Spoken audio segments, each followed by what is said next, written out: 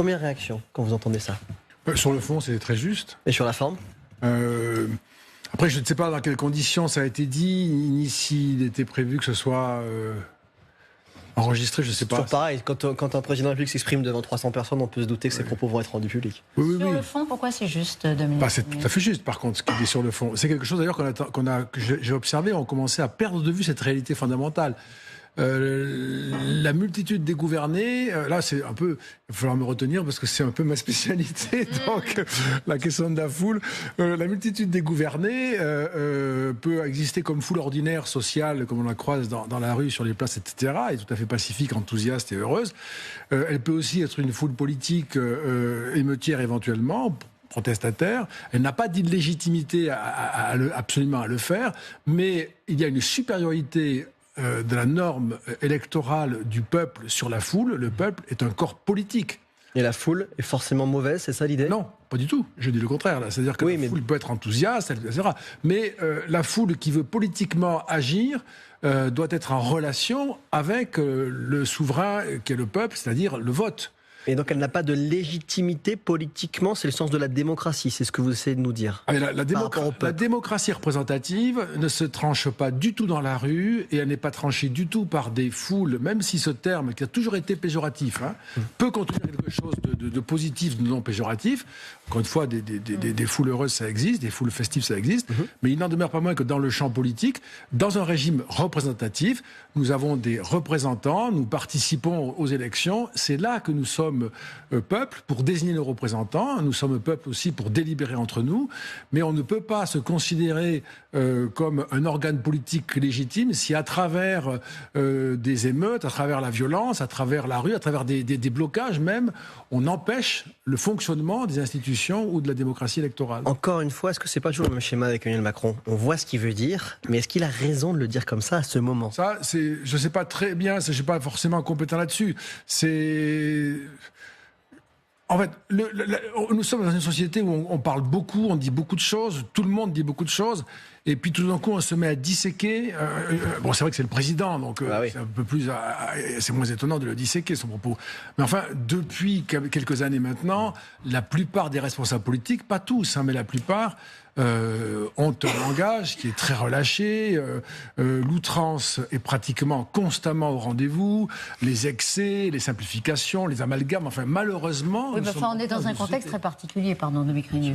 On est dans un contexte de crise politique, de crise sociale, la contestation dure depuis plusieurs semaines. Je ne sais pas s'il y a une crise sociale pour ma part. Ah bon? Je ne suis pas d'accord avec cette évaluation. Intéressant. Oui. Moi, je pense qu'il y a un défaut de perception de la réalité de ce qu'est la France. De la part de qui? De la part des médias, de la part de beaucoup d'experts, de la part aussi de beaucoup de politiques. D'accord. Je pense que nous n'avons pas eu de manifestations massives spectaculairement importantes. On a eu... Comment vous pouvez dire ça? Il y a eu au moins plus de 3 manifestations, plus d'1 million de personnes selon le ministère de l'Intérieur. Ça fait un grand moment qu'il n'y avait pas autant de monde dans la rue quand même. Regardez les manifestations sur la question des retraites. Pour 1995-96, ça fait déjà un moment. Oui, mais c'était beaucoup plus important, avec des grèves beaucoup plus puissantes. Peut-être que vous n'avez pas le souvenir de ça. Moi, je m'en souviens bien. J'ai regardé dans l'INA. Le pays était bloqué. On avait des grèves considérables et des manifestations très importantes. Là, on a eu entre 1,2 million et 400 000 manifestants par manifestation. Bon, c'est tout à fait, c'est honorable, sans être spectaculaire. Il y a 49 millions d'électeurs, je vous le rappelle. Là, c'est un bon exemple. Il y a une forte majorité dans l'opinion de Français qui contestent la réforme, quand même. Oui. Vous avez raison, la mobilisation, elle n'est pas extravagante, elle est très forte, mais dans l'opinion, elle est très contestée. Alors, là aussi, moi, je ne conteste pas le résultat du sondage, mais l'usage qu'on en fait. Si vous demandez, c'est ce qu'on a fait, je veux dire, c'est ce qui a été fait par beaucoup d'instituts. Si vous demandez aux Français, est-ce que vous êtes pour travailler plus longtemps, on ne peut pas s'étonner qu'ils vous répondent qu'ils ne sont pas favorables. Ça me paraît une découverte un peu naïve de s'attendre à ce que les Français nous disent. Est-ce que vous êtes contre la réforme? C'est pas tout à fait... Est-ce que vous approuvez le système de retraite actuel, par exemple? Parce que moi, j'ai fait cette enquête, alors pas récemment, mais je l'ai faite auprès de 3000 personnes. Le système actuel est tout à fait rejeté. Je ne parle pas de la réforme. Il est rejeté, il est injuste, il est insoutenable, etc. Les régimes spéciaux mettent tout le monde en colère. Donc, si vous allez placer l'angle sur est-ce que vous approuvez le système actuel, les gens vous disent non. Il n'est pas soutenable, notamment, parce que ça, c'est l'argument de l'âge de la retraite, pour le coup. Et quand vous demandez à des personnes, ce qui est très logique, est-ce que vous voulez travailler plus longtemps, ils vous disent non. Moi, je trouve ça ça tout à fait naturel. C'est le contraire. Nous aurions un peuple de demi-dieux si on nous disait oui, bien sûr, nous sommes prêts à le faire, il faut bien se sacrifier. Par contre, je fais un pari, on verra bien. Moi, je fais le pari que le gouvernement se verra mettre à son actif par l'opinion cette réforme. Dans 10 ans. Non, avant. Ah oui. Avant, parce que il y a un sentiment dans le pays qu'on n'a pas senti dans la couverture de ces événements. On n'a pas senti ça. On a vu des groupes très agités, des politiques, encore une fois, outranciers, qui ont même empêché le débat de fond sur la société. On apprend à la fin quasiment que le déficit, il est aujourd'hui de 43 milliards par an. Franchement, c'est un échec du débat. Mais quand vous avez un regard sur la société dans sa profondeur, vous voyez qu'en fait, les Français sont très inquiets parce qu'ils voient que ça ne tiendra pas, ce système. Ils savent bien qu'il n'aura pas de durée. On peut dire ça sur beaucoup de sujets, mais sur les retraites, ça veut dire que ça emporte aussi le futur de leurs enfants. Julien. Bien évidemment que l'Assemblée nationale est légitime, bien évidemment que les violences et les casseurs n'ont aucune légitimité. Là, je pense que tout le monde... C'est même un délit. Exactement, je pense que tout le monde est d'accord, pour reprendre les mots du président. Certains ont beaucoup cité, par exemple, qu'avec l'épisode du CPE, on a un président de la République qui avait cédé, j'emploie des mots, et en ne disant cette réforme, voilà, hop... Elle a été promulguée, mais il ne l'a pas appliquée. Elle n'était pas appliquée. D'autres remontent plus loin, en 84, avec le projet de loi Savary, en disant il y a eu des manifestations de la droite qui étaient dans la rue, et puis Mitterrand est venu à la télévision dire je garde pas ce projet de loi Savary. Et donc ils se disent on a peut-être un coup à jouer là aujourd'hui, ces manifestants, en disant c'est possible. Est-ce que ça, eux ils disent de ce point de vue-là on a une certaine légitimité. Comment vous la qualifieriez vous, ce côté de ces manifestants qui se disent on a peut-être une carte à jouer par cette pression-là, et c'est cette pression de la rue qui peut l'emporter. Non, ça c'est pas recevable. C'est pas recevable. On a le droit de le faire parce qu'on peut manifester. D'ailleurs, il faut rappeler, là, il y a beaucoup d'erreurs là-dessus. Il faut rappeler qu'en France, manifester est un droit relativement comparable aux autres. C'est le seul droit que vous pouvez exercer après avoir demandé l'autorisation en préfecture. Ce qui n'est pas le cas de la liberté d'opinion, etc. Donc il y a une dangerosité, une particularité attachée à ce droit. Et il y a aussi le fait que c'est un droit qui empêche la liberté des autres. Donc on peut le faire, c'est comme la grève, ça empêche la liberté des autres. Il ne s'agit pas de les remettre en question. Mais enfin, ce sont des droits particuliers. Et là, on ne peut pas imaginer, surtout après l'échec de la motion de censure, qu'une absence de majorité négative se poursuive dans la rue par des oppositions manifestantes qui espéreraient, par le désordre ou je ne sais quelle crainte pesant sur la gestion de l'ordre public, défaire ce qui n'a pas pu être défait par les voies légales. En ce moment, on découvre un peu tous les jours un article de notre Constitution. Après le troisième point, l'article 49, dont on n'a jamais autant parlé, après la procédure de 50 jours permis par l'article 47 pour sortir de la crise, il y a la députée Valérie Rabault, vice-présidente de l'Assemblée nationale, socialiste évidemment, qui parle d'un article 10. Tout le monde en parle, notamment sur les réseaux sociaux. Est-ce que vous pouvez nous en parler? Est-ce que vous trouvez, nous présenter, pensez que c'est plausible que le président l'active? Ça dit quoi? Parce que là, je ne sais pas, c'est... L'article... Pardon, excusez-moi. Vous savez, c'est écrit l'article 10 il y a quelques heures. Ça permet de promulguer... Tout à fait. Moi, je le reconnais très humblement, je l'ai découvert. Le président de la République promulgue les lois dans les 15 jours qui suivent la transmission au gouvernement de la loi définitivement adoptée. Il peut, avant l'expiration de ce débat, demander au Parlement une nouvelle délibération de la loi ou de certains de ses articles. Cette nouvelle délibération ne peut être refusée. Je ne sais pas, quel intérêt aurait-il à faire ça? Je ne vois pas. On a bien compris là que cette réforme, qui a des déterminations sur lesquelles peut-être il faudrait revenir, parce que c'est ça la vraie différence avec le reste. Cette réforme a traîné en longueur. Il y avait un problème de rythme probablement dans le déroulement de la réforme.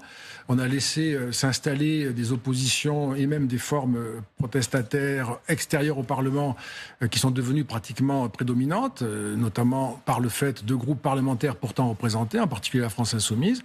Je ne sais pas s'il y a intérêt à prolonger, étirer, donner le sentiment que ça recommence, on a une deuxième chance. Ça me paraît être... Comment s'en sortir alors? Mais qu'est-ce qu'il doit faire? On sait qu'il ne va pas dissoudre, pas remanier, pas convoquer un référendum et pas retirer le texte. Où est le problème?